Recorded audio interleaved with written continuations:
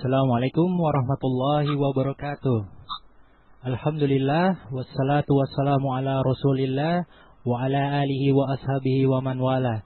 Asyhadu an la ilaha illallah wahdahu la syarikalah wa asyhadu anna Muhammadan abduhu wa rasuluh. Selamat malam para pendengar Anas Radio dimanapun Anda berada. Bagaimana kabarnya untuk malam ini? Semoga kita semua diberi kesehatan oleh Allah Subhanahu wa taala. Hari ini bertepatan dengan tanggal 20 Jumadil Akhir 1434 Hijriah atau 30 April tahun 2013. Di setiap hari Selasa malam masih bersama acara yang insya Allah selalu bermanfaat bagi kita semua. Dan malam kali ini acara yang akan kita hadirkan di tengah-tengah Anda adalah sebuah untayan nasihat untuk keluarga muslim yang akan dibawakan oleh Al-Ustadz Muhammad Naim LC Hafizahullah Ta'ala, yaitu dari kitab Isyratun Nisya karya Al-Imam An-Nasai rahimahullah. Baiklah, kita sapa terlebih dahulu. Kebetulan beliau sudah hadir di tengah-tengah tiga. Assalamualaikum Ustadz. Waalaikumsalam warahmatullahi wabarakatuh. Ahlan Ustadz, apa kabar Ustadz? Alhamdulillah wa bi khair, ahlan wa sahlan. Alhamdulillahirabbil alamin. Baiklah, sebelum kita mulai kepada inti acara, bagi para pendengar sekalian yang ingin mengirimkan pertanyaan seputar materi, ayo kirimkan ke email kami di kotaksurat@annasradio.com atau bisa melalui Yahoo Messenger dengan alamat annasradio. Bisa juga di plain BlackBerry, di nomornya tuh di 2633310D, atau bisa melalui Skype dengan ID Annas Radio. Dan yang terakhir melalui WhatsApp dengan nomor 0813 17854 974. Baiklah, untuk mempersingkat waktu, kita persilakan Ustadz Muhammad Naim untuk memulai kajian. Silakan Ustadz. Bismillahirrahmanirrahim. Alhamdulillahi rabbil alamin. Nahmaduhu wa nasta'inuhu wa nastaghfiruhu wa nastahdihi wa natubu ilayhi. Wa na'udzu billahi min shururi anfusina wa sayyiati a'malina. Man yahdihillahu fala mudilla lahu wa man yudlil fala hadiya lahu. Wa ashhadu an la ilaha illallah wahdahu la sharika lahu. وأشهد أن محمدا عبده ورسوله صلوات الله وسلامه على رسولنا الكريم محمد بن عبد الله وعلى آله وأصحابه ومن اهتدى بهداه إلى يوم الدين وسلم تسليما كثيرا. يا أيها الذين آمنوا اتقوا الله حق تقاته ولا تموتن إلا وأنتم مسلمون. اللهم انفعنا بما علمتنا وعلمنا ما ينفعنا وزدنا علما. Para pendengar Anas Radio dimanapun Anda berada, rahimani wa rahimakumullah. Alhamdulillah, senantiasa kita bersyukur kepada Allah Subhanahu wa taala atas segala kenikmatan dan karunia yang senantiasa dilimpahkan kepada kita. Sehingga pada kesempatan malam hari ini dengan izin Allah dan taufiknya pula, kita masih dipertemukan dalam majlis ini untuk bersama-sama mengkaji dan menelaah dari sunnah-sunnah Rasulullah sallallahu alaihi wa ala alihi wasallam yang terkait dengan bagaimana semestinya rumah tangga kaum muslimin mencontoh kembali kepada apa yang telah dicontohkan oleh Rasulullah sallallahu alaihi wa ala alihi wasallam, yang kita berharap tentunya berangkat dari keluarga-keluarga yang sakinah, mawaddah, warahmah, keluarga-keluarga yang senantiasa di bawah naungan sunnah-sunnah Nabi alaihi salatu wassalam, akan menjadikan masyarakat yang indah, masyarakat yang senantiasa menjaga ukhuwah, dan masyarakat yang senantiasa dalam lindungan Allah Subhanahu wa taala. Para pendengar Anas Radio yang dimuliakan Allah Subhanahu wa taala, maka pada kesempatan ini kita berharap kepada Allah Subhanahu wa taala agar Allah Subhanahu wa taala senantiasa memberikan karunia dan kenikmatannya. Khususnya nikmat kita bisa menjalankan sunnah-sunnah Nabi alaihi salatu wassalam. Nikmat kita bisa mengkaji, mempelajarinya. Dan juga nikmat kita bisa mengamalkannya dalam kehidupan ini adalah satu kenikmatan yang tidak bisa diukur dengan dunia dan seisinya. Maka kita mohon pada Allah Subhanahu wa taala agar diberikan sabat dan istiqamah, diberikan ilmu yang bermanfaat dan amal yang saleh. Innahu waliyyu dzalikal qadir alaih. Kemudian para pendengar Anas Radio yang dimuliakan Allah Subhanahu wa taala, pada kesempatan malam hari ini insyaallah taala kita melanjutkan kembali pembahasan kita dari bab yang keempat yang dibawakan oleh Imam An-Nasa'i rahimahullahu taala, yakni bab tentang ghirah, tentang kecemburuan.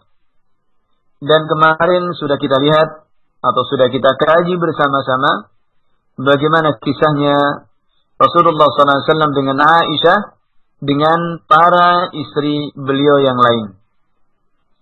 Kemudian pada pembahasan berikutnya masih juga hadisnya Aisyah radhiyallahu ta'ala anha. Qala al-Imam An-Nasa'i rahimahullahu ta'ala, qala أخبرنا الحسن بن محمد الزعفراني قال أخبرنا حجاج عن ابن جريج زعم عطاء أنه سمع عبيد بن أمير يقول سمعت عائشة رضي الله تعالى عنها تزعم أن النبي صلى الله عليه وعلى آله وسلم كان يمكث عند زينب بنت جحش رضي الله تعالى عنها فيشرب عندها عسلا فتواصيت أنا وحفصة أن أيتنا دخل عليها النبي صلى الله عليه وسلم فلتقل إني أجد منك ريح مغافير أكلت مغافير فدخل على إحداهما فقالت ذلك له فقال لا بل شربت عسلا عند زينب بنت جحش ولن أعود له. Diriwayatkan bahasanya Aisyah radhiyallahu taala anha menyangka, meyakini bahwa Nabi alaihi salatu wassalam ketika itu tinggal di tempatnya Zainab binti Jahsh, salah seorang istri beliau radhiyallahu taala anha, yang sebagaimana pada pembahasan sebelumnya sudah kita bahas. Zainab binti Jahsh ini adalah di antara pesaing atau di antara istri-istri Nabi alaihi salatu wassalam yang merupakan pesaing beratnya Aisyah radhiyallahu taala anha dengan beberapa manaqib atau berbagai manaqib yang ada pada Zainab binti Jahsh ini, yakni keistimewaan dan kelebihan-kelebihan yang ada padanya. Maka di sini suatu hari Rasulullah sallallahu alaihi wasallam tiba gilirannya di tempatnya Zainab binti Jahsh. Kemudian beliau meminum madu di tempatnya Zainab radhiyallahu ta'ala anha. Maka kata Aisyah, aku dan Hafsah saling berwasiat, sepakat, siapa di antara kami berdua yang Rasulullah sallallahu alaihi wasallam masuk kepadanya, artinya siapa yang paling dulu tiba gilirannya didatangi oleh Nabi alaihi salatu wassalam, supaya bertanya kepada Nabi atau mengatakan kepada Rasulullah, sesungguhnya aku mendapatkan darimu bau maghafir.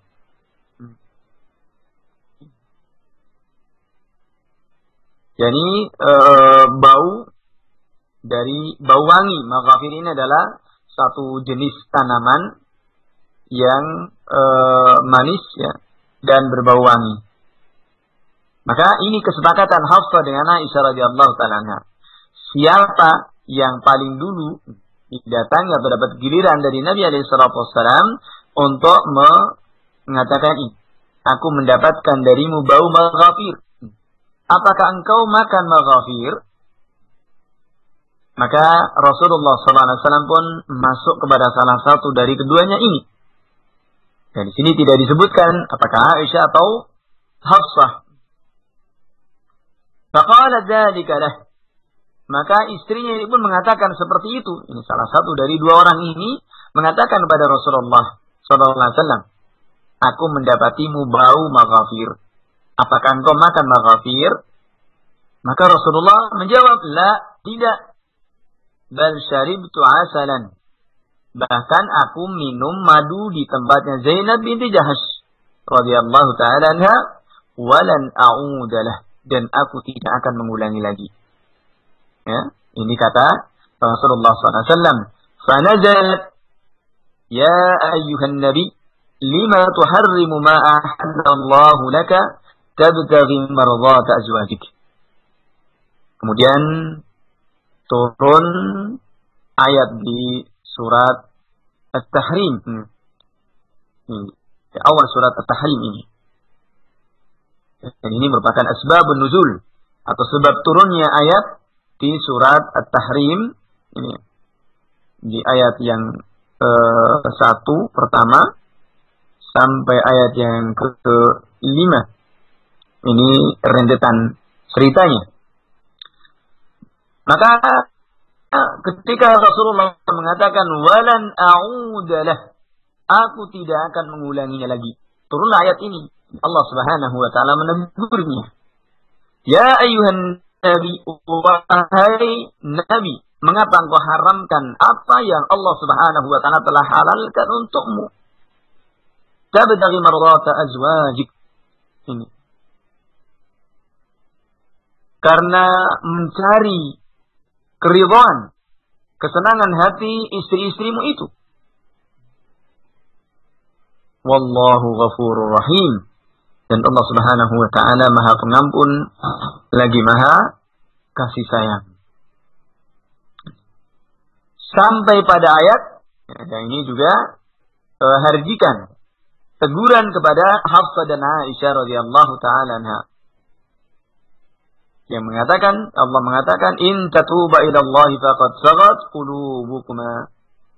Ya, jika kamu berdua bertaubat kepada Allah Subhanahu wa taala, faqad sagat qulubukuma, maka sesungguhnya hati kamu berdua telah condong untuk menerima kebenaran. Ini in tatuba ila Allah, jika keduanya bertaubat kepada Allah Subhanahu wa taala, yakni Aisyah dan Hafsah radhiyallahu taala anhuma. Maka ini rentetan kisah bisa para pendengar yang dimuliakan Allah Subhanahu wa taala untuk membuka 5 ayat yang pertama di surat At-Tahrim ini. Wa id asarra an-nabiyyu ila ba'di azwajihi haditha. Ketika Nabi alaihi salatu wassalam, wa id asarra an-nabi, ketika Nabi membicarakan secara rahasia kepada salah seorang dari istri-istrinya ini. Dalam hal ini adalah kisahnya dengan Hafsah. Suatu peristiwa. Jadi, maka hal ini, turun ayat ini, karena Nabi alaihi salatu wassalam mengatakan kepada salah satu dari 2 orang ini, bal syaribtu asalan, bahkan aku minum madu. Maka para pendengar Anas Radio yang dimuliakan Allah Subhanahu wa taala, ini kita lihat bagaimana kecemburuan mereka para istri-istri Nabi alaihi salatu wassalam. Padahal masing-masing tentunya sudah mendapatkan jatahnya sendiri-sendiri. Dan masing-masing juga sudah mendapatkan bagiannya.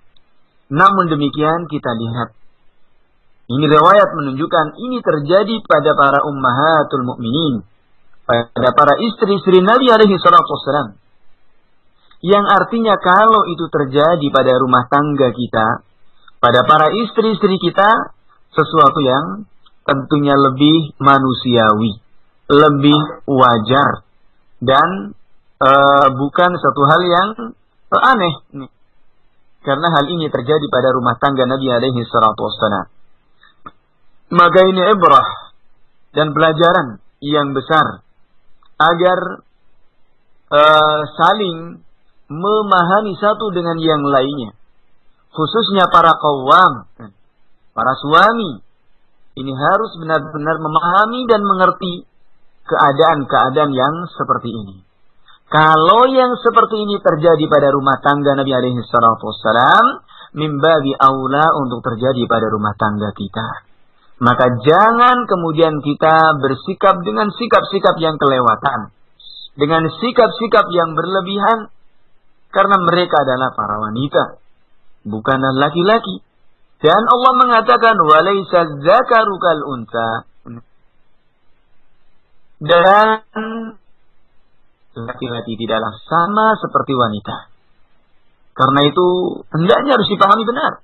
Kalau memang anda ini para qawwam adalah benar-benar sebagai laki-laki untuk bisa menyadari perkara-perkara yang seperti ini. Kemudian riwayat berikutnya Imam An-Nasa'i rahimahullahu taala membawakan riwayat dari Anas bin Malik dari Thabit bin Aslam al-Bunani. Dari Anas bin Malik radhiyallahu taala anhu, anna Rasulullah sallallahu alaihi wasallam kanat lahu amah yatauha. Bahwa Nabi alaihi salatu wassalam dulu beliau punya seorang amah, budak perempuan yang beliau menggaulinya. Falam tajal bihi Aisyah wa Hafsah hatta harramaha ala nafsihi. Maka senantiasa dengannya. Senantiasa Aisyah dan Hafsah ini seperti kisah tadi sampai kemudian Rasulullah SAW mengharamkannya atas dirinya. Maka kemudian Allah Subhanahu wa taala menurunkan ayat ini di awal surat At-Tahrim. Ini ayat yang pertama sampai ayat yang ke-5. Kemudian ayat yang ke-6-nya ini adalah terkait dengan tanggung jawab dalam rumah tangga. Untuk jangan sampai karena riak-riak yang terjadi dalam rumah tangga kita, kemudian menyiapkan keluarga kita menjadi bahan bakarnya api neraka. Na'udzubillahi tsumma na'udzubillah. Maka ini yang harus kita sadari. Jangan sampai kemudian hanya karena sedikit riak-riak yang terjadi, permasalahan-permasalahan yang kemudian muncul syaitan dan menggoda pada kita, sampai kemudian sikap-sikap kita pun kemudian kelewatan dan berlebihan. Yang akhirnya kemudian kezaliman demi kezaliman terjadi dalam rumah tangga kita. Nas'alullah as-salama wal afiyah. Kemudian jemaah mulakan Allah Subhanahu wa taala, Imam An-Nasa'i masih dalam bab ini membawakan riwayat yang lain dari Ubadah bin Walid ibn Ubadah bin Samit radhiyallahu taala anhu, bahwasanya Aisyah radhiyallahu taala anha mengatakan, iltamastu Rasulullah sallallahu alaihi wasallam fa adkhaltu yadi fi sya'rihi faqala qad ja'aki syaytanuki faqultu amalaka syaitan qala bala walakinna Allah a'anani alaihi fa aslam. Diriwayatkan dari Ubadah ibn Walid ibn Ubadah ibn Samit bahwasanya Aisyah radhiyallahu taala anha mengisahkan, iltamastu Rasulullah sallallahu alaihi wasallam, saya menyentuh Rasulullah sallallahu alaihi wasallam, fa adkhaltu yadi fi sya'rihi, saya pun masukkan tanganku pada rambut beliau. Maka Rasulullah sallallahu alaihi wasallam pun menyadari apa yang dilakukan oleh Aisyah ini. Ini fatin. Artinya di sini Rasulullah sallallahu alaihi wasallam jeli, cepat tanggap dengan apa yang dilakukan oleh istrinya ini. Dan Rasulullah mengatakan, qad ja'aki syaitanuki. telah datang kepadamu setanmu. Ini telah datang kepadamu setanmu. Kemudian kata Aisyah, saya bertanya, apa engkau juga tidak punya setan? Amalaka syaitan? Ini. Rasulullah mengatakan, iya. Namun Allah Subhanahu wa Ta'ala telah menolongku atas setan itu, fa'aslam, kemudian masuk Islam. Ini atau kemudian ditundukkan. Yani mana fa'aslam, yani ditahan dari membuat bisikan-bisikan. Ini. Dan dalam riwayat yang lain mana fa'aslam artinya kemudian menjadi masuk Islam. Maka Rasulullah SAW selamat dari keburukannya.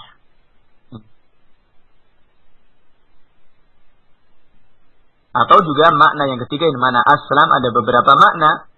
Makna yang pertama adalah ditahan dari bisikan dan gangguan-gangguannya. Yang kedua, benar-benar masuk Islam.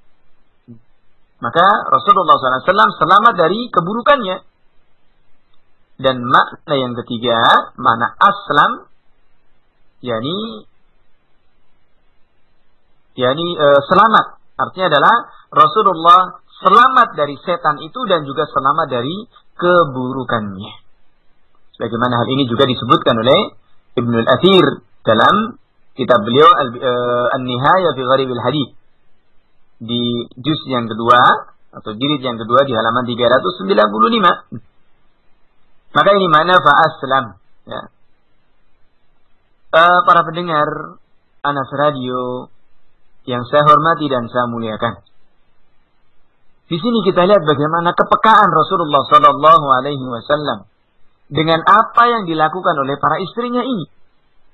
Dan ini tentunya menjadikan kita pun juga menjadi jeli. Dan juga kita lihat di sini bagaimana Rasulullah Sallallahu Alaihi Wasallam juga senantiasa mengingatkan kepada istrinya dari setan-setan yang datang kepadanya dengan bisikan dan gangguan. Dan hal ini para pendengar Anas Radio yang dimuliakan Allah Subhanahu wa Ta'ala, kalau para istri Nabi tidak bisa selamat dari gangguan-gangguan syaitan, maka bagaimana dengan kita? Tidak bisa aman dari gangguan-gangguan syaitan, apakah ada dari kita yang dijamin bisa aman dari gangguan syaitan? Maka ini tidak ada yang bisa merasa aman.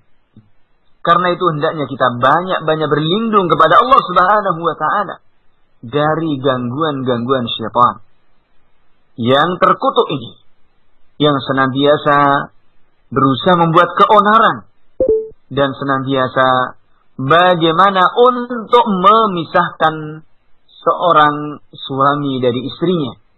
Yufarriqu bainal mar'i wa zawjih.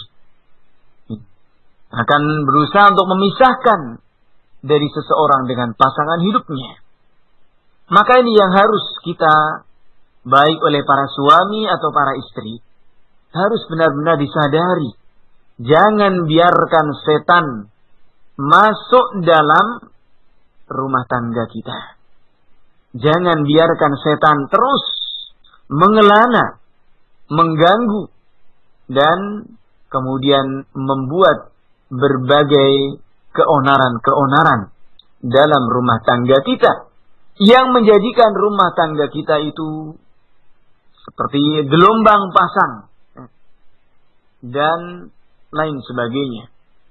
Tidak hanya sekedar riak-riak, namun gelombang yang besar bisa terjadi.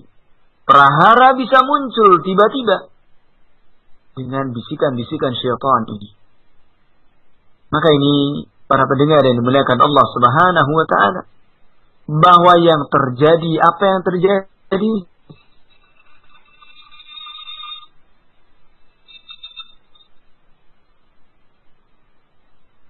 bahwa apa yang terjadi dari kekeruhan yang terjadi pada rumah tangga kita, ini tiada lain sumbernya adalah dari gangguan-gangguan syaitan ini. yang hendaknya benar-benar kita senantiasa menyadarinya. Maka di sini kita lihat Rasulullah SAW mengingatkan, qad ja'aki syaitanuki, telah datang kepadamu setanmu itu. Artinya di sini diingatkan oleh Rasulullah SAW dari bisikan-bisikan syaitan yang datang kepada para istrinya ini. Maka sebagai qawam, selayaknya untuk senantiasa mengingatkan perkara-perkara yang seperti ini, agar semuanya pun bisa terjaga dari gangguan-gangguan syaitan. Apalagi kita manusia biasa, ibadah kita, keilmuan kita jauh dari mereka para ummahatul mukminin, jauh dari mereka para salaful ummah, jauh dari mereka para sahabat radhiyallahu ta'ala anhum jami'an. Lebih layak untuk senantiasa kita berlindung diri kepada Allah Subhanahu wa ta'ala. Yang gangguan-gangguan syaitan ini tidak akan bisa lepas sampai nyawa itu lepas dari badan. Satu kisah yang dibawakan dalam kitab Az-Zuhd, Imam Ahmad rahimahullahu ta'ala tatkala sakit keras, maka anaknya Abdullah rahimahullahu ta'ala ini senantiasa menungguinya, melayaninya, menjaganya. Kemudian di saat beliau tertidur terlungkup dengan selimut, tiba-tiba kemudian teriak dan mengatakan, laisa ba'd, laisa ba'd, laisa ba'd. Belum. Teriak. Maka setelah suasana agak tenang dan reda, anaknya Abdullah ini bertanya, ya abatah, wahai ayahandaku, mengapa engkau teriak? Mengapa engkau mengatakan belum? Ada apa? Kemudian sang ayah, sang imam rahimahullahu ta'ala ini mengatakan, tadi saya melihat iblis berdiri di ujung kakiku dan dia mengatakan, najauta minni, engkau telah selamat dariku, engkau telah terbebas dariku. Maka saya katakan, saya belum bisa terbebas darimu sampai nyawa ini lepas dari jasadnya. Artinya kita lihat bagaimana lembutnya iblis untuk menggoda kepada manusia. Maka kata-kata najauta minni ini bukan merupakan tazkiyah, rekomendasi, atau menunjukkan kekalahan iblis, itu tidak. Tapi ini bentuk gangguan yang demikian lembut, yang dengan kata-kata itu hati bisa mekar, hati bisa tersanjung, yang kemudian menjadi ujub. Dan kalau ujub, sudah kekalahan tiba dan setan bisa masuk. Maka ini kita lihat, Imam Ahmad tegas mengatakan, belum bisa selamat sampai nyawa itu lepas dari jasadnya. Maka ini kita lihat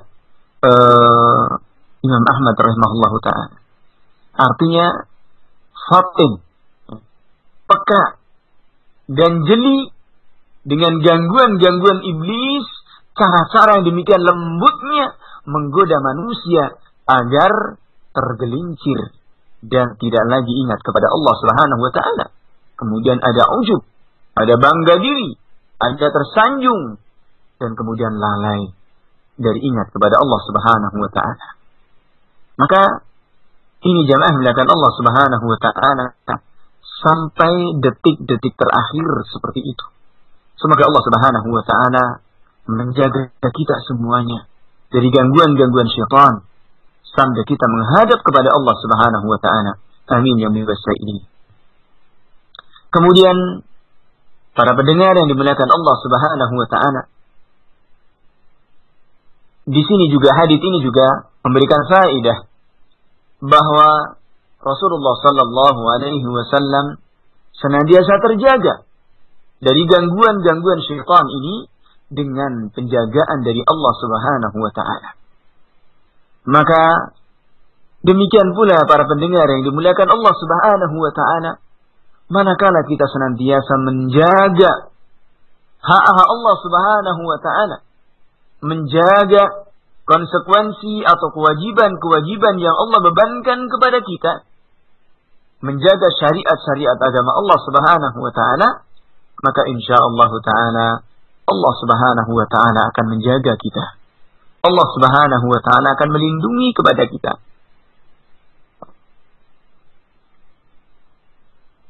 Dan ini juga dengan ketaatan kita kepada Allah Subhanahu wa ta'ala akan dijaga. Dalam rumah tangga kita, seorang istri manakala senantiasa menjalankan ibadahnya, menjalankan sholat 5 waktunya, kemudian juga sholat sunnah-sunnahnya, sholat-sholat yang sunnah, maka insyaallah, karena dalam hadis qudsi juga Allah Subhanahu wa ta'ala menjelaskan, man adali waliyan faqad adantuhu bil harb. Dan kemudian Allah Subhanahu wa ta'ala menjelaskan, wala yazalu 'abdi yataqarrabu ilayya bin nawafil hatta uhibbah. Dan senantiasa hambaku itu mendekatkan diri kepadaku dengan perkara-perkara yang sunnah, dengan ibadah-ibadah yang sunnah, sampai aku mencintainya. Wa idza ahbabtuhu, dan jika aku mencintainya, kuntu sam'uhu alladhi yasma'u bih, wa basaruhu alladhi yubsiru bih, wa yaduhu allati yubtishu biha, wa rijluhu allati yamshi biha. Maka kata Allah, jika aku telah mencintainya, aku adalah pendengarannya, dia mendengar dengannya. Aku adalah penglihatannya, dia melihat dengannya. Aku adalah tangan dan kakinya, dia berbuat, dia berjalan dengannya. Artinya senantiasa dijaga oleh Allah Subhanahu wa ta'ala. Pendengarannya, penglihatannya, tangan, kakinya senantiasa dijaga dari berbuat maksiat, dari berbuat hal-hal yang mungkar. Dan tidak hanya ini saja, dengan melakukan hal-hal yang sunnah, Allah Subhanahu wa ta'ala mengatakan, wala in sa'alani la'utiyannah, wala in ista'adani la'u'idannah. Jika dia minta kepadaku, pasti aku kabulkan. Dan jika minta perlindungan, pasti aku lindungi. Maka ini, dengan ibadah-ibadah yang sunnah ini, Allah Subhanahu wa ta'ala akan melindungi kepada kita. Kembali para pendengar Anas Radio yang dimuliakan Allah Subhanahu wa ta'ala, Al-Imam An-Nasa'i rahimahullahu ta'ala membawakan riwayatnya dari Aisyah radhiyallahu ta'ala anha qalat, faqadtu Rasulullah sallallahu alaihi wasallam dhata laylah فظننت أنه ذهب إلى بعض نسائه فتحسسته فإذا هو راقع أو ساجد يقول سبحانك وبحمدك لا إله إلا أنت. فقالت بأبي وأمي إنك لفي شأن وإني لفي آخر. خالفه أبو الرزاق. Ini hadis yang azim dari pengakuan Aisyah radhiyallahu ta'ala anha. Hadis yang juga sahih, diriwayatkan asal hadis ini juga diriwayatkan oleh Muslim dalam sahihnya.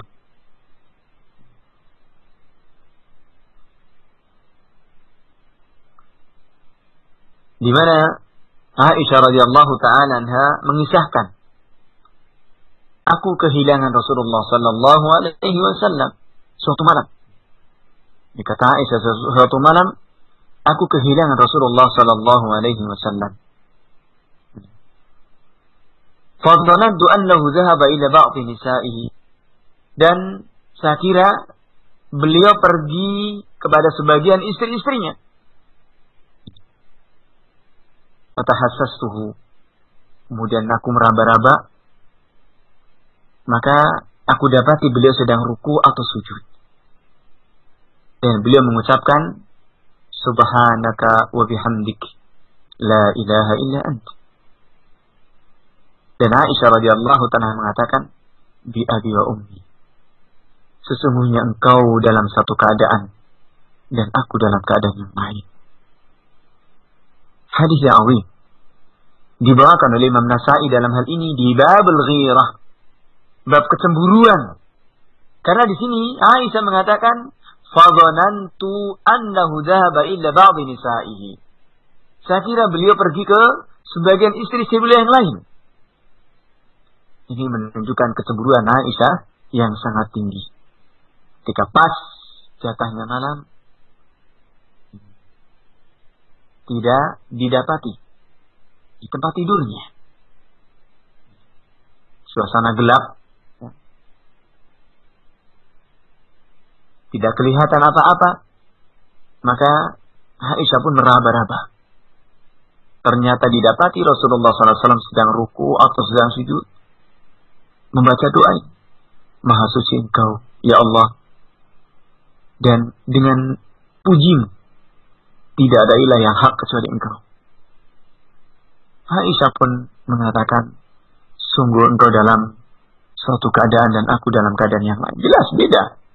Rasulullah SAW sedang bermunajat, berdiri bersimpuh di hadapan Allah Subhanahu wa Ta'ala, sementara Aisyah dalam kecemburuannya, sedang bergemuruh kecemburuannya. Maka ini istri Rasulullah SAW seperti itu.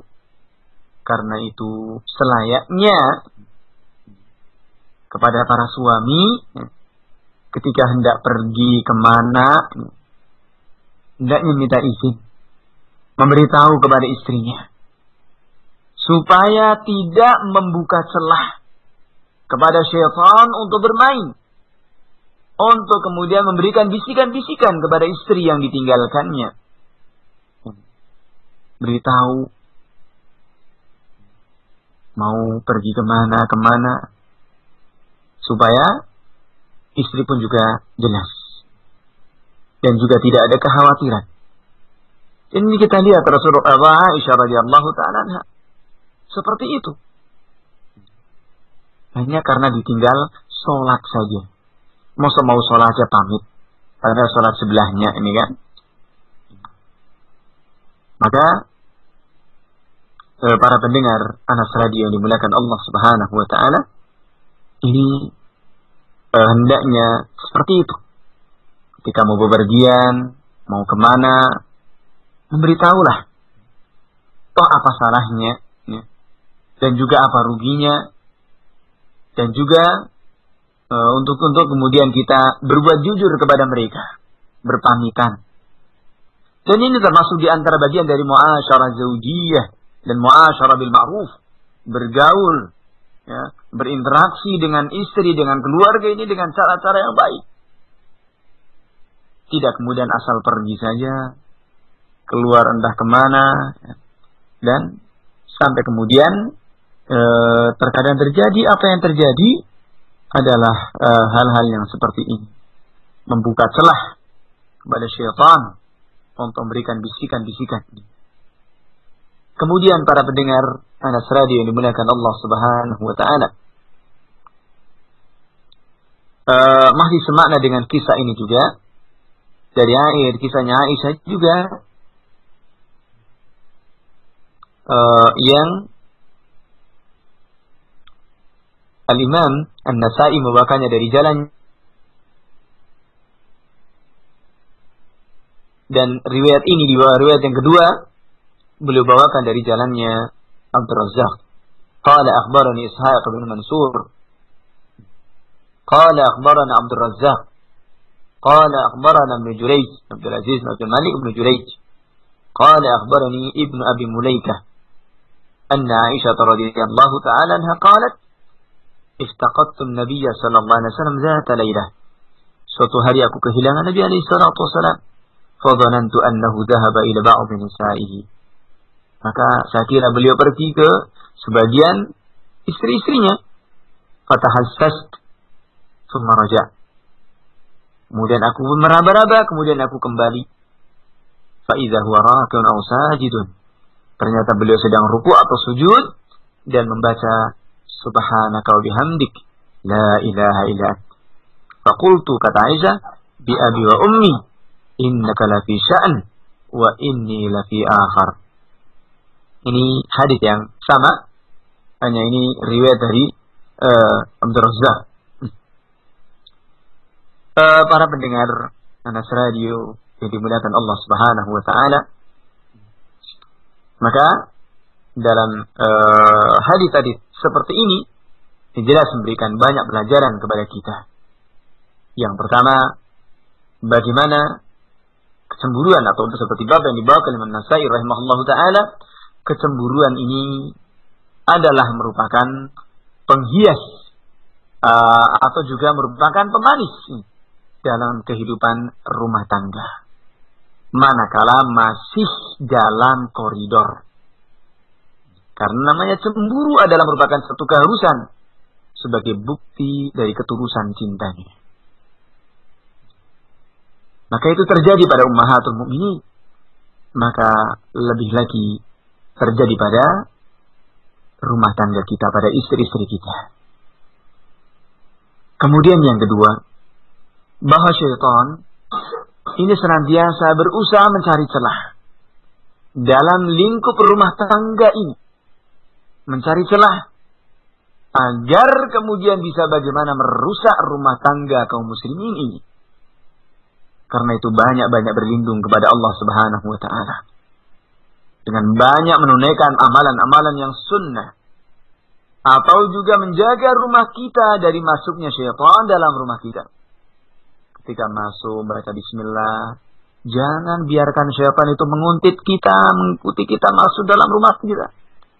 Mau makan bismillah, senantiasa dalam rumah tangga kita nama Allah Subhanahu wa taala selalu berkumandang. Dan zikir-zikir senantiasa ada. Dibacakan Al-Quran. Jangan sampai rumah kita seperti kuburan. Ya. Tidak ada sholat di dalamnya. Tidak ada bacaan Al-Quran. Adanya musik-musik, lagu-lagu, dar-der, gak karu-karuan, tang-teng ke sana. La haula wala quwata illa billah. Ini adalah hal-hal yang akan bisa mengundang syaitan masuk dalam rumah tangga kita. Nasallallahu alaihi wasallam. Kemudian juga yang berikutnya, faedah berikutnya, kita lihat ini merupakan teladan ya, yang baik dari Rasulullah Sallallahu Alaihi Wasallam dalam kenikmatannya, dalam pergaulannya dengan istri-istrinya, tetap tidak melalaikan akan hak-hak Allah Subhanahu Wa Taala. Maka kecintaan kita kepada istri jangan sampai kemudian memalingkan kita dari menunaikan hak-hak Allah Subhanahu wa taala.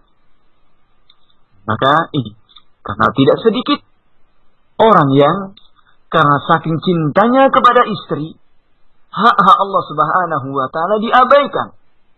Bahkan terkadang tidak sedikit yang rela untuk melakukan hal-hal yang haram, hal-hal yang dimurkai oleh Allah Subhanahu wa taala demi mendapatkan ridha istrinya ini. Maka seperti ini akan mendapatkan murkanya Allah Subhanahu wa taala. Yang seperti ini, maka ini adalah cinta yang kelewatan. Maka para pendengar Anas Radio yang dimuliakan Allah Subhanahu wa taala, ini hal-hal yang mesti diingat untuk senantiasa kita berlindung diri kepada Allah Subhanahu wa taala. Dalam rumah tangga kita senantiasa dihiasi dengan ibadah kita kepada Allah Subhanahu wa taala. Karena hubungan rumah tangga adalah juga merupakan bagian dari ibadah kita kepada Allah Subhanahu wa taala. Maka hak Allah kita tunaikan, hak manusia, hak istri juga kita penuhi sebagaimana mestinya. Kemudian hadis berikutnya, ini juga riwayat yang panjang. Masih dari kisahnya Aisyah radhiyallahu taala anha yang mengatakan, "Ala uhaddithukum an Rasulillah sallallahu alaihi wasallam ma'anni?" Ini Aisyah mengatakan kepada Muhammad bin Qais, maukah? Tidakkah engkau mau aku ceritakan kepadamu tentang Rasulullah SAW dan tentang diriku? Qulna, kami katakan, bala, tentu kami senang.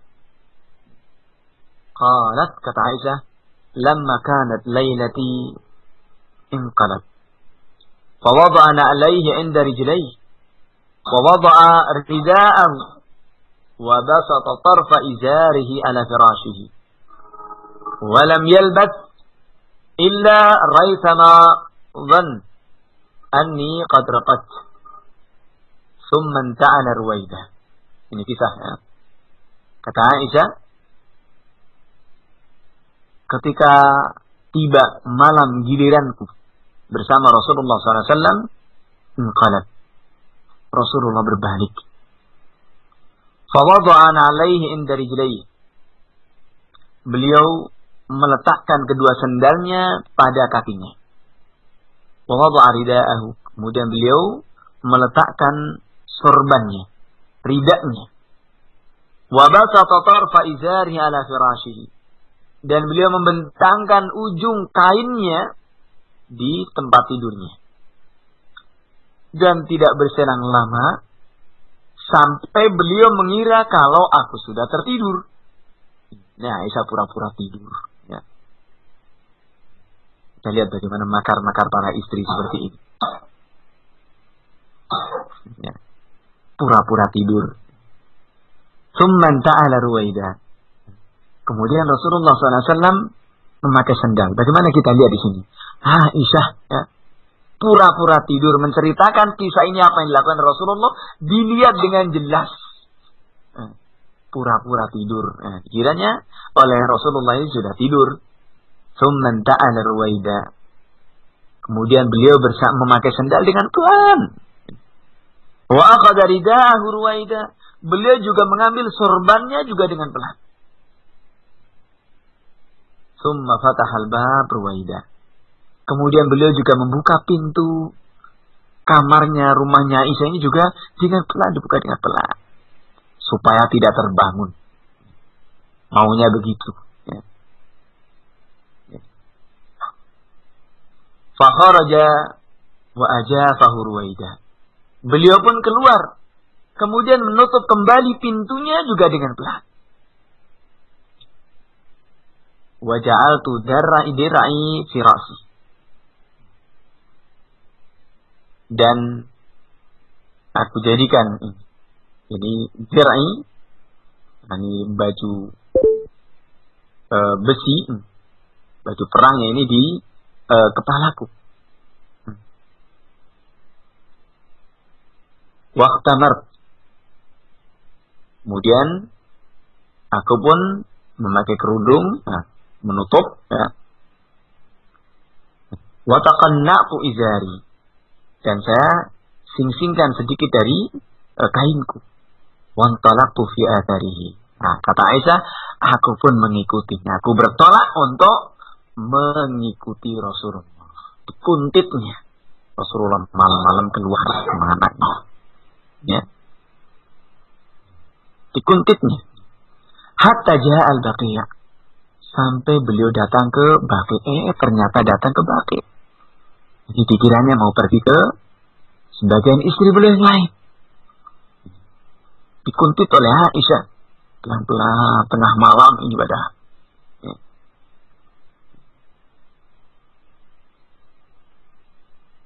Kemudian ternyata Rasulullah SAW datang ke Baqi'. Ini kuburan. Datang kuburan Baqi'. Farafa yadayhi 3 marrah. Beliau mengangkat kedua tangannya 3 kali. Wa atala al-qiyam. Dan beliau lama berdiri. Summan harafa wan haraft. Selesai itu kemudian beliau berbalik. Dan aku pun juga berbalik. Fa asra wa asra. Rasulullah cepat-cepat, buru-buru. Saya pun lebih buru-buru lagi. Faharwal. Rasulullah jalan cepat. Maka kata Aisyah, aku pun juga jalan cepat. Wa ahdara wa ahdar.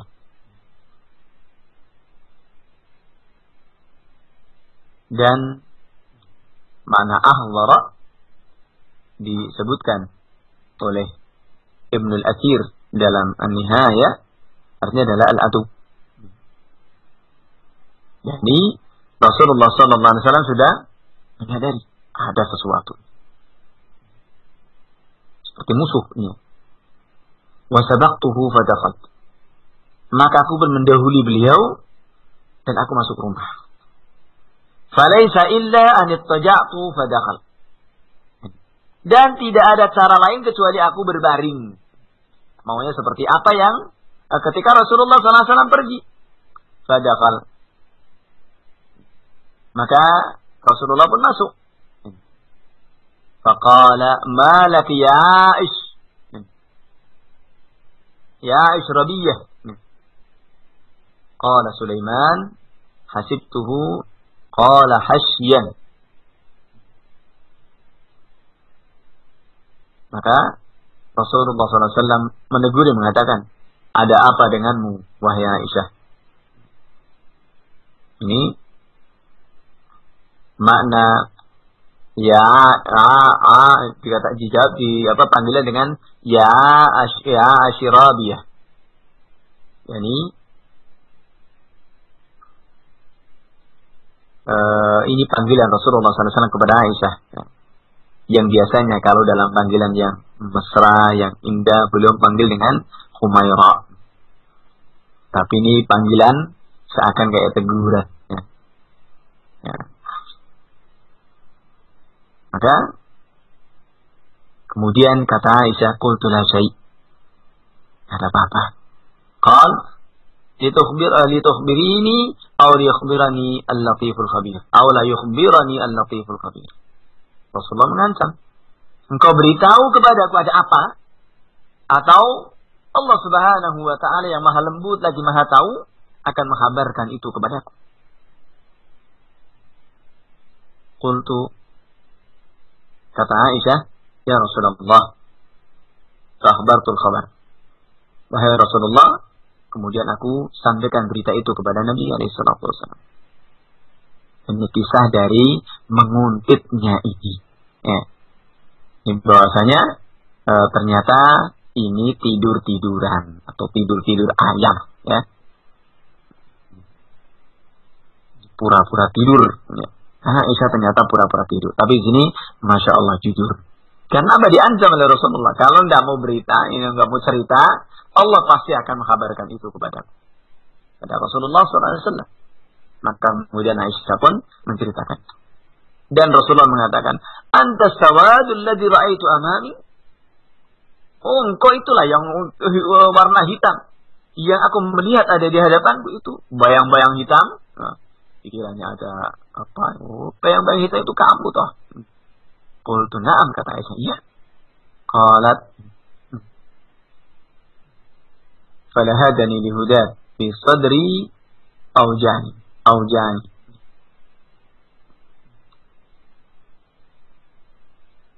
Maka kata Aisyah, saya pun terengah-engah dalam dadaku yang terasa sakit. Ya, gimana tidak orang baruan masuk terus ngos-ngosan, ya, buru-buru supaya tidak diketahui oleh Nabi SAW. Ya. Kemudian buru-buru masuk rumah, selimutan lagi, ngos-ngosan. Ya. Napasnya orang baru masuk rumah dalam keadaan buru-buru, langsung selimutan, tentunya apapun keadaannya mesti akan ketahuan. Ya. Ini ketahuan oleh Rasulullah, dan ini Aisyah pun menceritakan itu. Ya. Terengah-engah. Qala, kemudian Rasulullah SAW mengatakan, Adhananti an yahifallahu alaiki wa rasuluhu. Qalat mahma yaktumun nas faqad allamahu Allah. Kata Rasulullah, apakah engkau mengira bahwa Allah dan Rasulnya dikiranya semuanya itu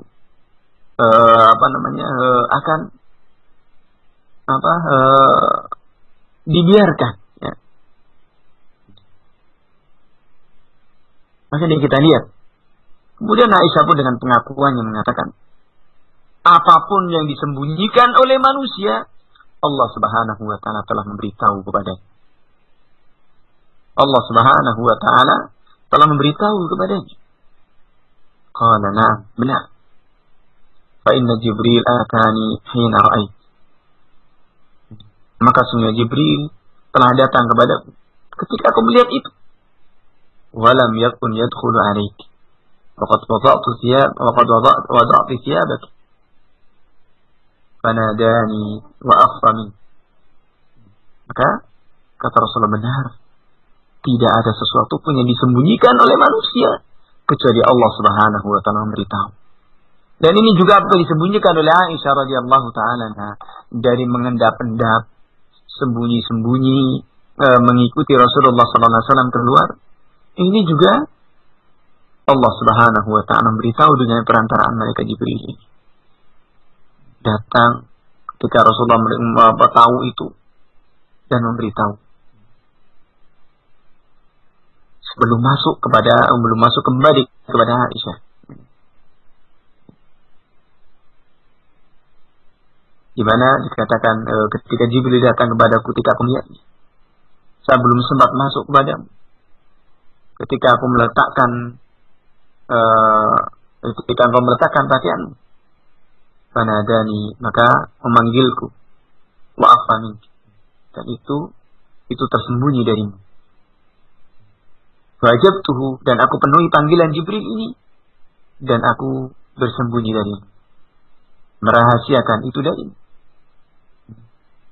Dan saya kira engkau telah tidur, maka saya tidak mau untuk membangunkanmu,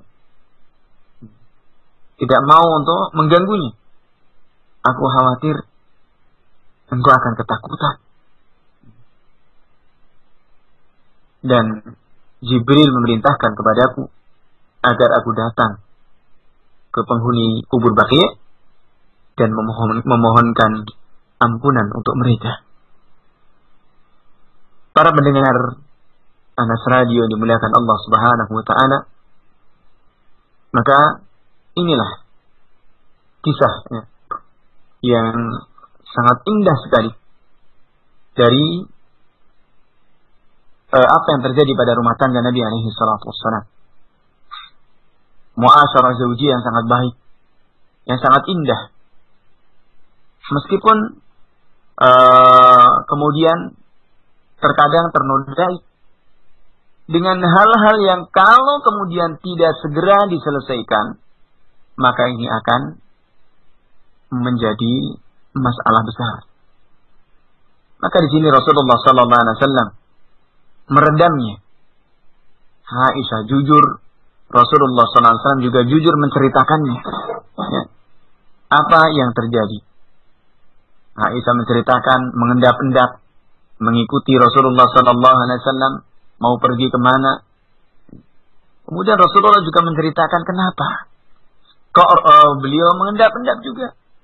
Artinya melakukan itu semuanya dengan pelan tanpa suara. Karena apa? Tidak menginginkan untuk mengganggu istrinya. Tidak menginginkan untuk membangunkan istrinya. Khawatir nanti malah tambah ketakutan. Kalau ditinggal sendirian di rumah. Maka itu yang terjadi. Maka inilah kejujuran ini juga penting. Dari kisah ini adalah kejujuran itu penting. Kemana, apa yang kita lakukan, ini penting. Karena dengan kejujuran inilah yang insyaAllah ta'ala, karena Allah subhanahu wa ta'ala akan senantiasa menjaga dari keutuhan rumah tangga kita. Ini jujur. Karena jujur ini akan mendatangkan kebaikan-kebaikan yang banyak. Kecemburuan boleh cemburu. Namun, hendaknya dalam batas-batas. Jangan sampai berlebihan dan kelewatan. Ini para pendengar Anas Radio yang dimuliakan Allah subhanahu wa ta'ala. Maka di sini kita lihat juga bagaimana perhatian Rasulullah sallallahu alaihi wasallam. Perhatian kepada istrinya dan juga perhatian kepada kaum muslimin baik yang masih hidup atau yang juga sudah meninggal. Semuanya mendapatkan perhatian Rasulullah sallallahu alaihi wasallam. Maka inilah Nabi kita alaihi salatu wassalam, sedemikian perhatiannya kepada kita sebagai umatnya. Maka kembalinya adalah sejauh mana perhatian kita kepada beliau, perhatian kita kepada sunnah-sunnah beliau, perhatian kita dalam menapaki jejak beliau, dalam menguntit dan mengikuti langkah-langkah beliau. Ini menjadi koreksi dan menjadi introspeksi bagi kita dengan apa yang kita jalani, berangkat dari lingkup kecil rumah tangga kita, agar senantiasa dalam naungan sunnah-sunnah Rasulullah sallallahu alaihi wasallam. Barangkali ini yang kita bahas pada kesempatan malam hari ini. Mudah-mudahan ada manfaatnya dan mudah-mudahan banyak hikmah yang bisa kita petik dari kisah-kisah rumah tangga Nabi alaihi salatu wassalam ini. Dan mudah-mudahan Allah subhanahu wa ta'ala senantiasa menambahkan kenikmatan itu kepada kita, dari nikmat ilmu, nikmat sunnah, dan nikmat kita bisa mengamalkannya, diberikan sabar dan istiqamah untuk kita senantiasa kokoh di atas tuntunan-tuntunan Rasulullah sallallahu alaihi wasallam dalam rumah tangga kita, dalam langkah-langkah kita, dan dalam kita mengarungi kehidupan dunia ini sampai kita menghadap kepadanya. Amin ya mujibas sa'ilin. Wallahu a'lam bissawab. Subhanakallahumma bihamdika asyhadu an la ilaha illa anta astaghfiruka wa atubu ilaik. Walhamdulillahi rabbil alamin. Wa jazakumullahu khairan ala husnil istima'. Alhamdulillah, jazakumullah khairan kepada Al-Ustaz Muhammad Naim yang telah memberikan tausiahnya. Baiklah para pendengar Anas Radio dimanapun Anda berada, tiba saatnya kita memasuki sesi tanya jawab. Sebelumnya kirimkan pertanyaan Anda seputar materi yang sudah dibahas tadi ke alamat email kami di kotaksurat@annasradio.com atau bisa melalui Yahoo Messenger dengan ID Anas Radio digabung, atau di pin BlackBerry dengan nomor 2633310D. Bisa juga melalui Skype dengan ID Anas Radio atau melalui WhatsApp di nomor 081317854974. Baiklah, Ustaz, ini ada pertanyaan Ustaz dari Abu Salman di Jakarta, Ustaz. Apa nasihat Ustaz untuk keluarga yang suaminya merantau dan hanya pulang tiap akhir pekan, Ustaz? Ini dia singkatannya PJKA, Ustaz, pulang Jumat kembali Ahad. Ya. Silakan, Ustaz. Baik, yang pertama, kembali kepada apa yang Allah Subhanahu wa ta'ala telah firmankan dalam ayatnya, yakni agar menjadi qawwam. Seorang suami benar-benar menjadi qawwam. Bagaimana tetap menjaga dan mengawasi rumah tangganya meskipun tidak tidak bersamanya. Artinya meskipun sedang tidak ada di rumahnya. Karena sekali lagi ini adalah karunia dan mandat dari Allah Subhanahu wa ta'ala. Jangan kemudian ketika keluar dari rumah kemudian tidak ingat lagi apa yang ada di rumah. Maka seperti ini adalah zalim. Zalim kepada yang di rumah juga, dan juga zalim artinya tidak amanah dalam membawa apa yang telah dimandatkan oleh Allah Subhanahu wa ta'ala. Maka meskipun dalam keadaan jauh, katakan ini PJKA, ya, pulang Jumat kembali Ahad, ya, yakni hanya sesaat bersama keluarga, maka yang seperti ini pun juga tetap tidak mengurangi untuk senantiasa berhubungan. Apalagi saat sekarang ini hubungan adalah demikian mudahnya. Artinya senantiasa memantau kabar dan keadaan keluarganya. Bagaimana istrinya, bagaimana anak-anaknya, dan yang ditinggalkannya. Demikian pula kepada para istri yang ditinggal. Maka kembali kepada firman Allah Subhanahu wa ta'ala dari rentetan ayat itu, di mana Allah mengatakan, "Fas-salihatu qanitatun hafizat."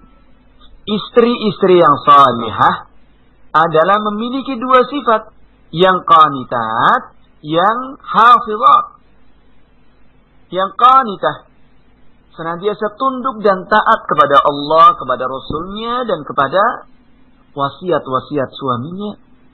Ketika ditinggal, selalu taat kepada suaminya dalam hal yang ma'ruf. Baik ma'ruf secara syar'i atau ma'ruf secara urfi. Dalam koridor selagi masih mampu untuk bisa menunaikannya. Menjaga. Bagaimana ketika disuruh menjaga kepada anak-anaknya yang ditinggal atau hartanya, harga diri suaminya juga demikian. Ini bagian dari ketaatan kepada suami, adalah bagian dari ketaatan kepada Allah Subhanahu wa ta'ala.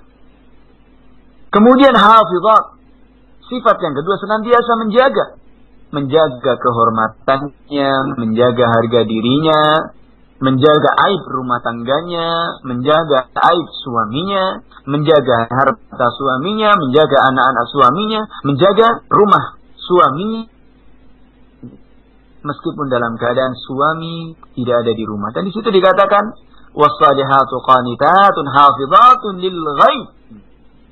Jadi ketika suami tidak ada di rumah, ya, maka kepada Mas Abu Salman ini seperti itu hendaknya juga istrinya diingatkan dengan apa telah diingatkan oleh Allah Subhanahu wa ta'ala, dua sifat ini.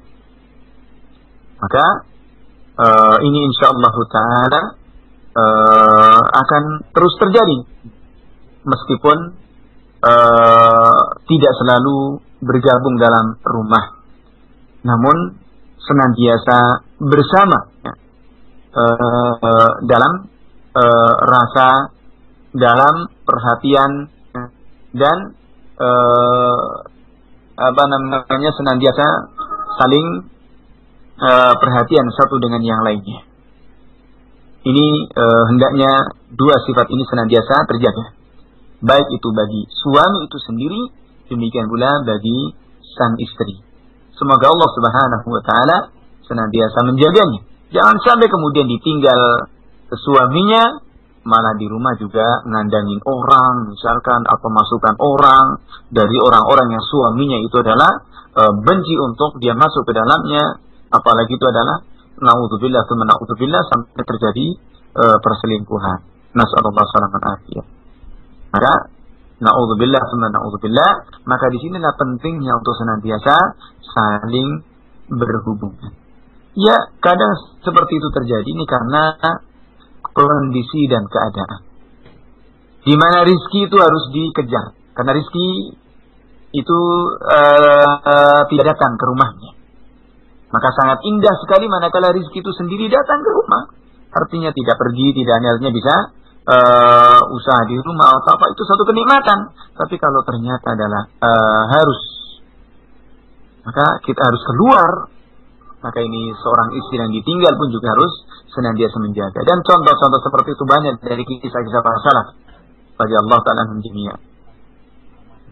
Istrinya seperti misalkan ibunya Imam Syafi'i rahimahullah ta'ala. Ketika dimana Imam Syafi'i kecil tumbuh berkembang dalam keadaan yatim, bagaimana sang ibu ini juga ditinggal mati oleh suaminya, pun juga tidak menyia-nyiakan, ya, anaknya untuk dididik, diperhatikan. Dan ini tinggalan dari suaminya. Demikian pula kisah seorang, kalau nggak salah kisahnya Syurah Qadhi atau Haywah, ya, agak lupa itu. Ini juga kisah yang mengagumkan, di mana bapaknya itu dulu itu awal bapaknya itu pamitan untuk perang. Ketika ibunya itu sedang mengandung, istrinya sedang mengandung, ya, dan suaminya pamitan untuk berjihad, kemudian berpesan, jaga anakku baik-baik. Dan ternyata sampai puluhan tahun tidak pulang. Dikiranya itu sudah meninggal, mati syahid di medan perang. Namun suatu hari ternyata pulang. Dan sang istri ini pun juga senantiasa ingat pesan suaminya. Anaknya dijaga, dipelihara, besar, sampai tumbuh berkembang, sampai menjadi seorang alim. Ketika ternyata suaminya datang, pulang. Kemudian bertanya, di mana anakku? Kemudian sang istri mengatakan, pergilah ke masjid, maka engkau akan mendapati orang yang sedang duduk, dan di hadapannya adalah para santri, para muridnya, itulah anak. Ini mengagumkan. Maka ini kepada Abu Salman, ini ya, mudah-mudahan seperti itu, kisah-kisah seperti ini pun juga bisa sebagai ibrah bagi yang suka pergi ini. Artinya mencari ma'isyahnya itu adalah di luar jauh. Wallahu ta'ala. Baik Ustaz, untuk pertanyaan selanjutnya dari Afifah di Tangerang. Bismillah, mau tanya, apakah dianjurkan untuk menyembunyikan berita khitbah? Tentang hadis yang saya pernah dengar, sembunyikan khitbah, sebarkan nikah. Apakah itu hadis sahih Ustaz? Ya, jazakumullah khairan. Silakan Ustaz. Wallahu ta'ala a'lam. Baik. Masalah khitbah ini disembunyikan.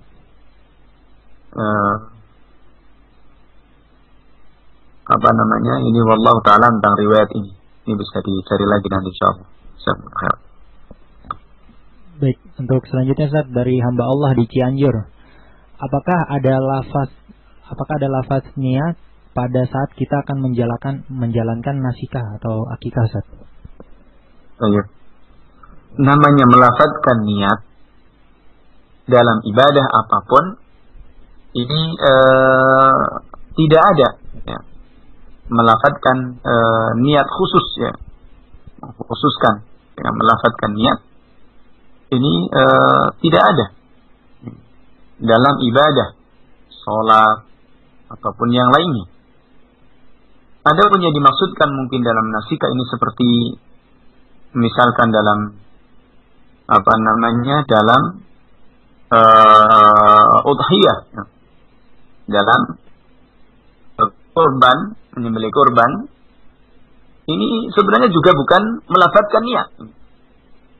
Namun ini adalah doa dan permohonan kepada Allah Subhanahu wa ta'ala. Mana Rasulullah SAW ketika berdoa, ketika menyembelih kurban, beliau mengucapkan, Allahumma hadza minka walak, Allahumma taqabbal min Muhammad wa ali Muhammad wa an ummati Muhammad. Atau kama qala alaihi salatu wassalam. Ketika mau menyembelih kurban, Rasulullah mengucapkan itu, bismillah, Allahu Akbar, itu kemudian, ya Allah, ini adalah darimu dan untukmu. Ya Allah, terimalah ini dari Muhammad, dari keluarga Muhammad dan dari umat Muhammad alaihi salatu wassalam. Maka ini tentunya bukan lafaz niat, tapi ini adalah doa. Maka demikian pula dalam nasikah atau akikah ini tidak ada kekhususan seperti yang dilakukan pada menyembelih ketika seperti menyembelih dalam kurban. Menyebutkan untuk siapa atau apa. Ini tidak ada riwayat dalam masalah ini. Wallahu ta'ala. Ya, selanjutnya hamba Allah di Jakarta Ustaz. Bila wanita meminta khulu, apakah ada masa iddahnya? Dan bila ada, apakah dari sesudah mengucap itu atau sesudah ada keputusan cerai dari hakim Ustaz? Tentunya ini karena khulu ini adalah permintaan dari sang istri, minta cerai dari suaminya. Maka dalam hal ini masa iddah pun juga tetap kalau memang sudah dijatuhkan sama hakim.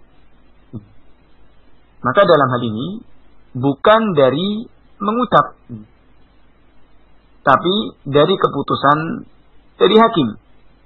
Karena hulu ini adalah permintaan cerai dari istri kepada hakim, ya, untuk memutuskan. Karena pada asalnya suami tidak mau menceraikannya. Hakim ini tidak mau, suami asalnya adalah tidak mau menceraikannya. Maka dalam ini tentunya juga karena tentunya dalam hal ini perlu pembahasan yang panjang sebenarnya kaitannya dengan masalah kenapa dan mengapa dan kemudian juga syarat-syaratnya ini ya. Namun secara ringkas bahwasanya jatuhnya khulu ini tentunya manakala sang suami sebenarnya pada asalnya adalah dari sang suami itu sudah mau menjatuhkan cerainya atas permintaan istri dengan persyaratan-persyaratan yang diberikan oleh suami ini, dan kemudian persyaratan itu diterima atau dipenuhi oleh sang istri. Maka seperti itu baru jatuh. Adapun kalau kemudian hanya baru permohonan saja, maka ini juga belum ada keputusan baik dari ucapan suami atau hakim, maka dalam hal ini keputusannya adalah namanya hakim ini juga tidak mesti ini. Artinya kalau di sini adalah keputusan, bisa jadi namanya khulu ini adalah permintaan kepada suami untuk menceraikannya. Nah, ketika dengan syarat begini, ketika seperti itu kemudian suami memberikan persyaratan dan setuju, nah kemudian menceraikannya, maka saat itu juga jatuh talak. Atau terkadang suami memang tidak mau menceraikannya sama sekali, dan kemudian keputusannya dikembalikan kepada hakim. Maka kalau seperti ini adalah ya hakim yang memutuskannya. Wallahu ta'ala. Ya, selanjutnya Ustaz dari Ummu Hanif di Jakarta. Ustaz, saya sudah menikah sejak 6 tahun lalu dan dikaruniai 2 orang anak. Beberapa tahun lalu saya pernah memergoki suami saya selingkuh dengan teman satu kantornya. Tapi saya berusaha untuk memaafkannya karena alasannya dia hilaf dan kalah dengan bisikan setan. Setelah kejadian itu saya pun bicara dengan perempuan itu. Tapi beberapa waktu kemudian dia melakukan perbuatan yang sama dan dengan orang yang sama. Saya berusaha maafkan lagi demi keutuhan rumah tangga saya. Selama menjalani rumah tangga kami, saya berusaha berpikiran baik kepada suami saya, walaupun masih ada terlintas di pikiran saya, suami saya masih melakukan hal yang sama dan dengan orang yang sama. Yang saya tanyakan, Ustaz, untuk mempertahankan keutuhan rumah tangga kami, apa yang harus saya lakukan apabila suami saya terbukti melakukan perbuatan itu lagi? Jazakumullah khairan. Dalam hal ini, hendaknya yang pertama diingatkan kepada si suami ini. Perlu diberikan kepadanya ayat-ayat tarhib berupa ancaman-ancaman tentang dahsyatnya perzinaan, besarnya dosa berzina.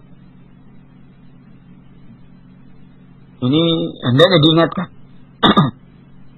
agar seperti itu tidak terus terulang.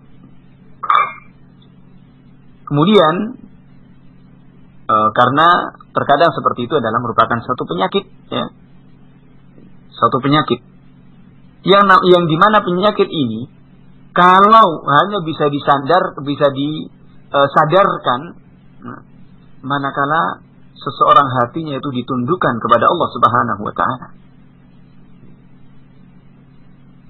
Manakala hatinya itu ditundukkan kepada Allah Subhanahu wa ta'ala. Di mana yang seperti ini kalau kemudian hatinya itu selalu mengarah kepada Allah Subhanahu wa ta'ala, maka ada rasa khasyah, rasa takut. Dan rasa takut di sini bukan sekedar takut kepada manusia, tapi lebih takut kepada Allah Subhanahu wa ta'ala. Maka ini insyaallah ta'ala yang akan hanya bisa bisa menghentikan dari perbuatan itu. Sebagaimana firman Allah Subhanahu wa ta'ala terkait dengan kisahnya Nabi Yusuf alaihissalam. Maka Allah mengatakan, "Wa laqad hammat bihi wa hamma biha laula an ra'a burhana rabbih." Hammat bihi wa hamma biha. Si perempuan sudah tertarik, si laki-laki juga sudah tertarik. Namun apa kata Allah? Laula ar-ra'a burhan rabbih. Seandainya tidak melihat kepada petunjuk Rabbnya, seandainya tidak melihat kepada tuntunan Allah Subhanahu wa taala, pasti terjadilah apa yang terjadi. Maka dari ayat yang agung ini, bahwa sebejat apapun ya, perilaku orang, manakala hatinya ditunjukkan kepada Allah Subhanahu wa taala, ini insyaallah akan terkendali, tidak akan kebablasan ya.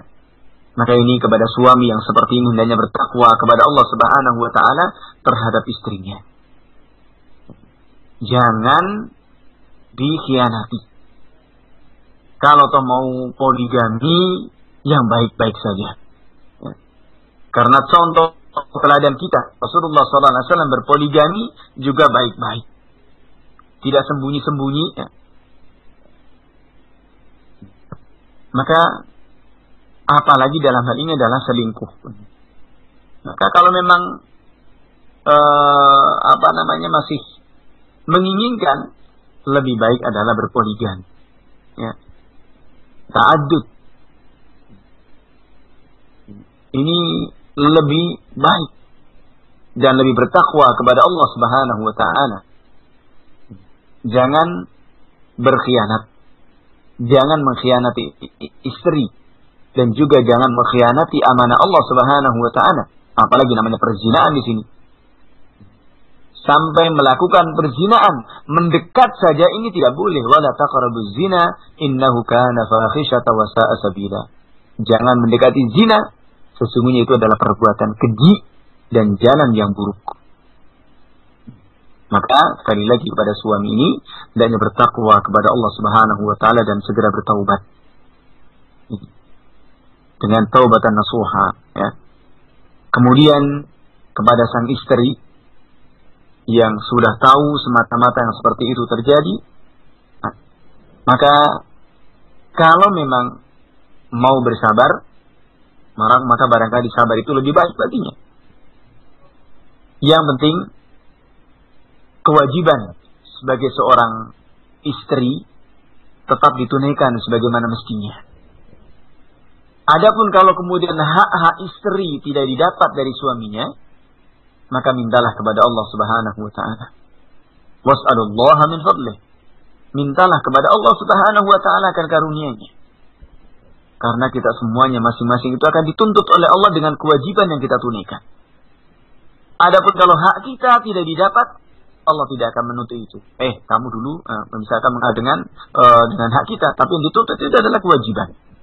Kalau hak kita tidak dapat, Allah mengatakan was'alullaha min fadlih. Minta kepada Allah yang pintunya tidak pernah tertutup, selalu terbuka.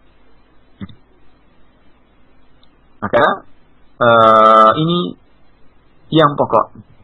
Kalau kemudian mau terus menjaga keutuhan rumah tangganya ini, artinya dasar pokoknya adalah menunaikan kewajiban sebagai seorang istri. Ini tunaikan. Itu nanti akan dituntut oleh Allah Subhanahu wa taala. Selebihnya kalau ternyata suami itu mengkhianati, maka ini wa'alai. Ini pengkhianatan itu adalah dari dia sendiri. Dia si suami ini juga akan menanggung akibatnya. Cepat ataupun lambat Allah Subhanahu wa taala pasti akan membongkarnya. Dunia ataupun akhirat. Maka tidak perlu khawatir ya. Bahwa Allah Subhanahu wa taala Maha Adil. Maka kalau memang tetap menginginkan keutuhan rumah tangga ini, maka bersabar itu lebih baik. Namun kalau kemudian sebaliknya, maka semuanya adalah kembalinya kepada sang istri ini sendiri untuk terus merajut rumah tangga ini. Atau kalau di pertanyaan ini dikatakan bagaimana mempertahankan keutuhan rumah tangga ini, maka ini tentunya adalah tadi, kembalikan semuanya kepada perkara agama. Ingatkan suami dengan perkara-perkara agama, dan juga agar mau belajar agama, dan jadikan hati itu tunduk kepada Allah Subhanahu wa ta'ala. Karena kalau hati itu mau tunduk kepada Allah Subhanahu wa taala, akan aman dari hawa nafsu, akan aman dari fitnah-fitnah syahwat. Ini insyaallah taala Allah Subhanahu wa taala pasti akan menolong. Maka semoga Allah Subhanahu wa taala memberikan kesabaran kepada istri si istri penanya ini, pada penanya ini, dan semoga Allah Subhanahu wa taala memberikan kesadaran kepada suami yang selingkuh ini, dan mudah-mudahan Allah Subhanahu wa taala senantiasa memberikan bimbingan semuanya bertaubat kepada Allah Subhanahu wa taala. Wallahu taala a'lam. Ya, pertanyaan selanjutnya Ustaz dari Amrullah di Ciputat. Bagaimana menurut syariat Islam dalam hal anak yang baru lahir untuk melakukan selamatan atau memberi nama dan melakukan maulid dan berzanji dalam kebiasaan tradisi? Dan bagaimana sebaiknya menurut syariat yang dibenarkan Islam, yang dibenarkan secara Islam? Silakan Ustaz. Kebiasaan-kebiasaan seperti ini selamatan, istilahnya dengan selamatan, maulid, berjanji, dan tradisi-tradisi seperti itu, ini adalah adat-adat yang bertentangan dengan syariat. Meskipun dalam masalah ini, hukum asal, al-aslu fil adat al-ibahah, ma lam tukhalifu syara'. Ya. Hukum asal dalam masalah adat adalah boleh, selagi tidak bertentangan dengan syariat. Kalau ternyata bertentangan dengan syariat, maka hal ini adalah tidak dibolehkan. Adat itu harus dikalahkan. Ini kaidah dalam adat apapun. Ya, baik itu menyambut kelahiran bayi, atau ketika walimahan, menikah, atau ketika khitan dan seterusnya, ini dan lain sebagainya. Terkait masalah adat, hukum asalnya adalah boleh, selagi tidak bertentangan dengan syariat. Kalau bertentangan, maka tidak lagi boleh. Maka kemudian kalau seperti yang ditanyakan di sini, selamatan, memberi nama, memang ini yang mesti dilakukan dalam hal ini adalah disunnahkan untuk kita mengadakan nasikah atau akikah di hari yang ketujuh. Dan ini sunnah Rasulullah SAW. Ya. Bukan dengan istilahnya bubur merah putih atau apa sebenarnya dengan tradisi seperti itu, ya. Atau kalau di Jawa namanya bancaan, ya, misalnya ini sesuatu yang tidak ada tuntunan, bahkan berbau syirik, berbau khurafat, ya, banyak di dalamnya berbau khurafat. Maka dalam menyambut lahirnya bayi ini yang disunahkan adalah kita mengadakan akikah atau nasikah dengan cara kita menyembelih kambing di hari yang ketujuh. Bagi laki-laki 2 ekor kambing, untuk bayi perempuan dengan 1 ekor kambing. Ya. Kemudian dimasak, boleh dibagikan kepada tetangga, kerabat, saudara, sahabat, boleh. Ya. Di hari yang ketujuh itu, kemudian si anak ini, si bayi ini dicukur gundul, ya. Kemudian rambutnya ditimbang, kemudian diganti dengan perak. Seberapa gram, ya, timbangan rambutnya itu, kemudian diukur dengan perak dan kemudian disodakohkan, ya, disodakohkan ini. Kemudian juga diberi nama. Atau kalau kemudian mau langsung dikhitan, juga itu lebih baik. Sebagaimana para salaf, mereka juga banyak riwayat yang menunjukkan bahwa lebih menyenangkan atau lebih mereka menyukai untuk mengkhitan itu sedini mungkin. Meskipun dalam hal ini ada kelonggaran kaitannya dengan mengkhitan anak, selagi belum balik. Batasnya adalah selagi belum balik. Karena khitan ini adalah wajib hukumnya, ya, bagi setiap anak Islam. Ya. Maka ini yang disyariatkan oleh Rasulullah SAW kepada kita. Adapun dengan melakukan selamatan, kemudian mengadakan maulid, baca berjanji, maka yang seperti ini adalah sesuatu yang tidak dituntunkan. dengan biasanya ada makanan-makanan khusus ya, dari makanan tradisi ya. Maka ini adalah hal yang berbau khurafat, hendaknya ditinggalkan. Wallahu ta'ala. Ya, pertanyaan selanjutnya Ustaz dari Gufran di Tangerang. Bagaimana batasan al-kafa'ah atau sekufu di dalam agama ketika memilih calon suami atau istri? Apakah termasuk tidak sekufu ketika lelaki tidak soleh menginginkan wanita solehah menjadi istrinya, Ustaz? Ya, tafadhol Ustaz.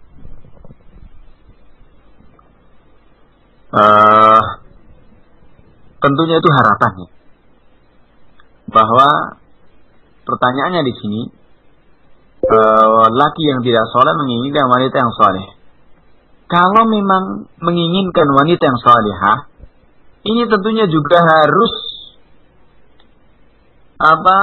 menjadikan dirinya itu sebagai orang yang soleh. Karena itu termasuk di antara tafsir dari ayat ya. Dari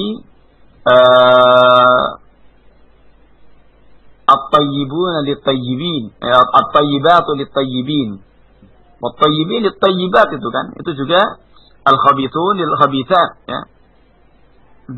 Dan semana dengan ini ya, artinya adalah ayat ini adalah satu di antara maknanya ya, pada ayat ini adalah bahwa laki-laki yang baik-baik itu dengan yang baik-baik. Kalau yang buruk juga demikian. Maka dalam hal ini hendaknya kalau memang menghendaki istri yang salihah, ini tentunya menjadi seorang laki-laki yang saleh, yang baik. Maka dan keinginan ini pun juga sepertinya juga terkandung makna bahwa si laki-laki ini juga ingin baik, insyaallah ya. Sepertinya juga ada niatan untuk baik. Karena keinginannya untuk mendapatkan seorang wanita yang salihah, ini juga itu sudah merupakan harapan ya, untuk dia juga hendaknya mau merubah dirinya menjadi seorang yang saleh. Ini satu di antara maknanya, meskipun makna yang dikuatkan oleh Ibn Abbas dan juga yang lainnya dalam tafsir ayat itu adalah kaitannya dengan al-qaul atau al-kalam ya. Ucapan yang kotor itu adalah bagi orang yang kotor. Ucapan yang baik adalah bagi orang yang baik-baik. Maka dalam hal ini juga ini tentunya juga masuk bagian dari kufu ya. Artinya seorang yang misalkan wanita yang memang perhatian dengan agama, yang salihah, kemudian ternyata ketika ada yang melamarnya orang yang ternyata agamanya seperti itu, maka ini adalah berhak baginya untuk kemudian menolaknya karena tidak seagama atau agamanya kurang baik. Lebih lagi juga wasiat Nabi SAW kan mengatakan seperti itu. Fadfar bidzatid din taribat yadak. Pilih yang beragama. Pilih yang beragama. Maka itu lebih membahagiakan. Itu akan membahagiakan kepadamu. Maka ini agama adalah merupakan pertimbangan yang sangat penting ya, dari seseorang itu, atau dari seseorang menjadikan pertimbangan ketika mau menikah, antara hasabnya, keturunannya, cantikan atau keelokan rupanya, atau hartanya. Maka yang paling baik adalah yang beragama. Karena tentunya adalah sulit untuk didapatkan seseorang yang memiliki empat sifat ini semuanya baik. Agamanya bagus, orangnya juga, rupanya juga bagus.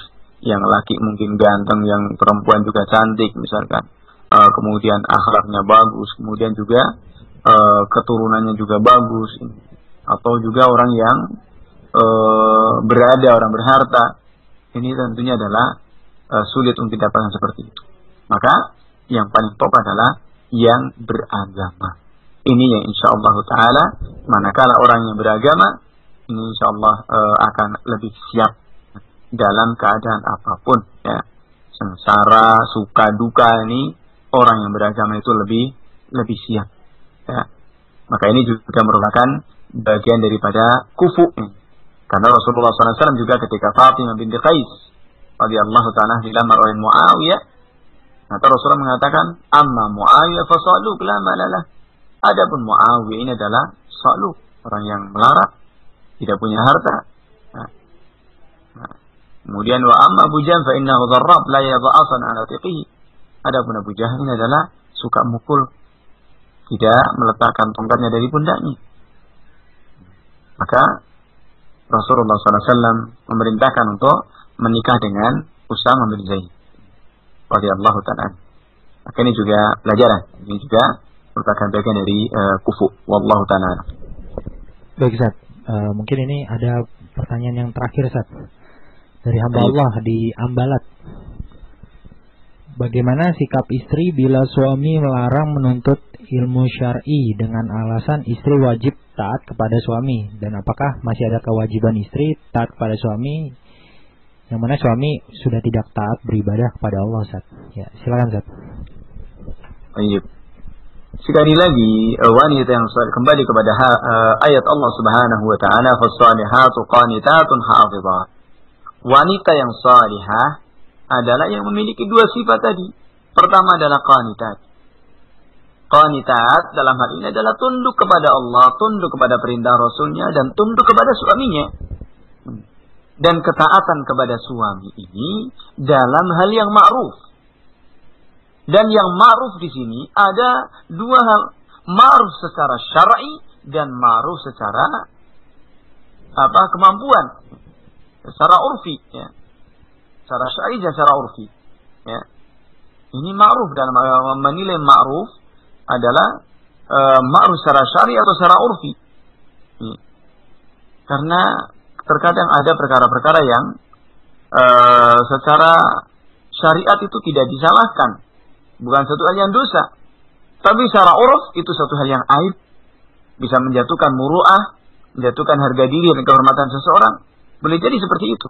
Maka di sini namanya ma'ruf adalah seperti misalkan seorang istri memanggil suaminya dengan namanya, ini gak ada larangan, ya.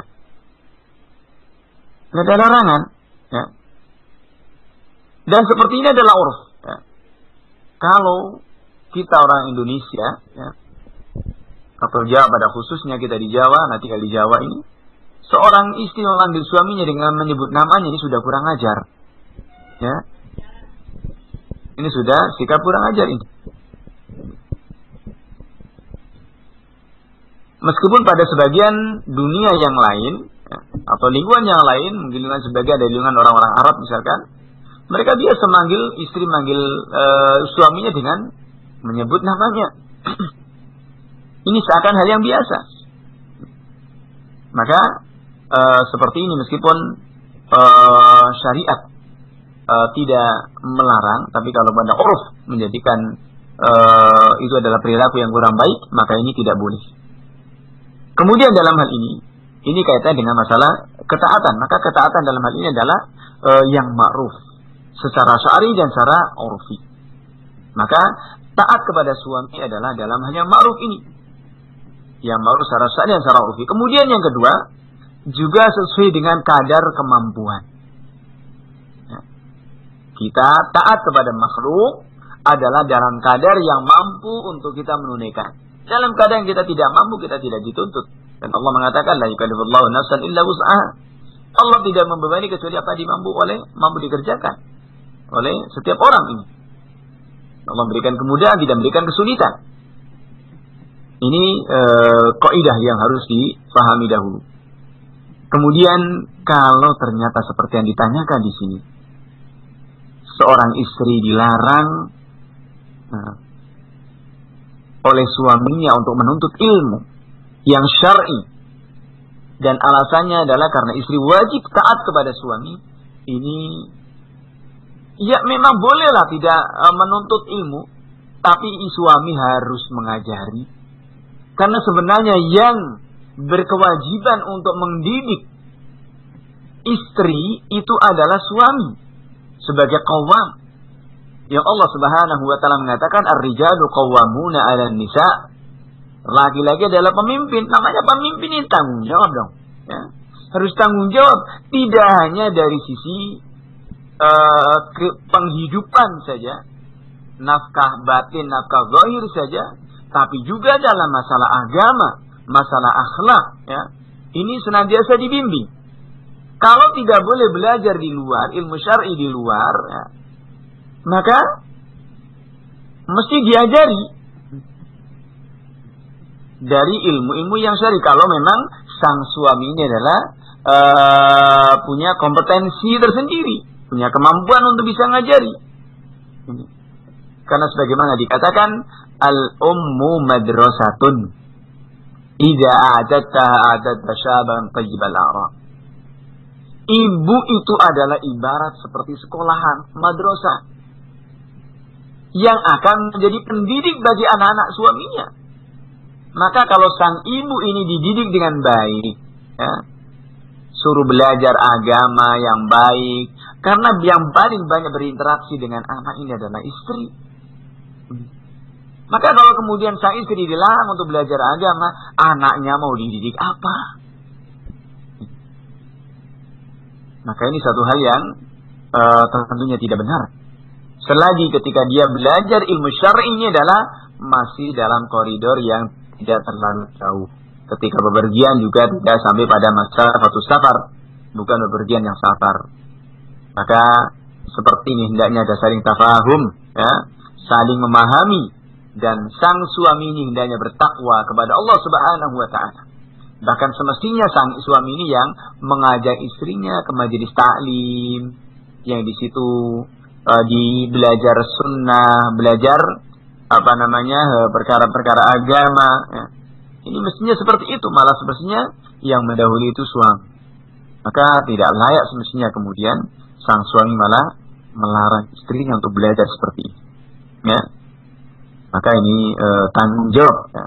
Dan suami yang seperti ini juga akan diminta pertanggungjawabannya di hadapan Allah Subhanahu wa taala tentang apa yang dipimpinnya. Ternyata kalau kemudian disia-siakan seperti itu, ini adalah akan dituntut oleh Allah Subhanahu wa taala. Wallahu taala a'lam.